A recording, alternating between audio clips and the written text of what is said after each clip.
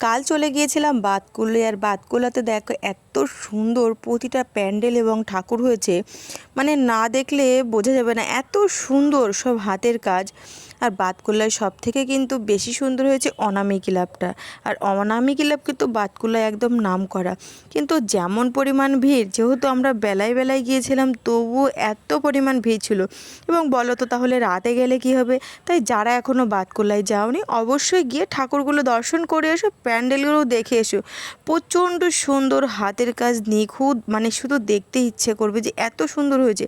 এবং প্রতিটা মন্দিরে এত পরিমাণ ভিড়, মানে কি বলবো, এই যে একটা প্যান্ডেল দেখতে পাচ্ছ, এটা কিন্তু সম্পূর্ণ পুরনো আদলে তৈরি করা হয়েছে। ঘুঁটো বিচালে বিভিন্ন ধরনের পুরনো জিনিস দিয়ে করা হয়েছে, যেগুলো এখন বলতে গেলে পুরোটাই বিলুপ্তর পথে।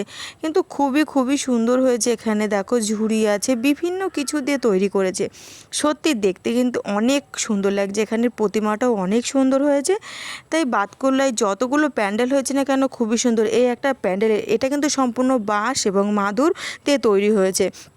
এই প্যান্ডেলটাও খুবই সুন্দর আর প্রচুর ভিড় হয়েছিল। তোমরা কিন্তু সকলে অবশ্যই গিয়ে প্যান্ডেলগুলো দর্শন করে